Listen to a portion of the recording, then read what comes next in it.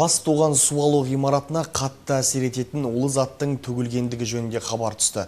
Осыған орай авариялық құтқару құрамаларының қатысуымен қыс 2019 арнайы тактикалық оқу-жаттығу болды. Республика көлемінде болып жатқан шара барысында шұғыл әрекет ету жасағының дайындық жұмыстары тексерілді.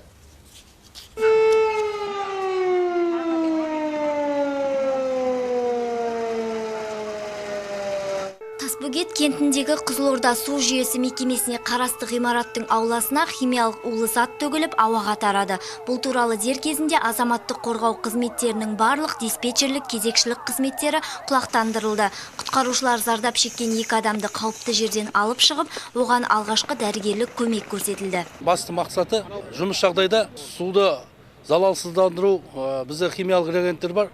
Сол реагент алып келе жатырған кезде тобығы қаупі болады. Соны алдын алу және залалсыздандыру мына төтенше жағдайлар департаментінің басшылығымен, ұйымдастыруымен сол жағдайлар қазір жұмыстары болып жатыр. Улы зат төгілген ғимаратқа келген алғашқы көмек көрсетушілер бірінші кезекте оқиға болған жердегі барлық қызметкерлерді қауіпсіз орынға көшіріп, залалдың қаншалықты екенін анықтады. Сонан соң өрт сөндіру қызметі мен инженерлік қызмет күштерінің көмегі қажет болды.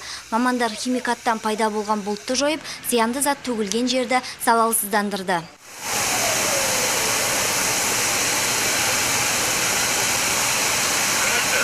Қазіргі таңда хлор таситын автокөлік хлорда тасып жүрген ыдысы құлап, сол жерде хлор таралу болды. Соған байланысты облыстық азамат қорғау күш құралдары соны жою жөнінде іс-шаралар атқарылды. Оқу-жаттығу негізгі өзінің мақсатына жетті.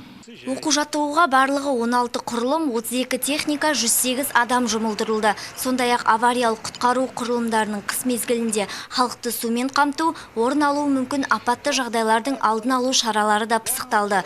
Гүлзат Бақытжанқызы, Төрехан Қожахметов, Қызылорда телеарнасы.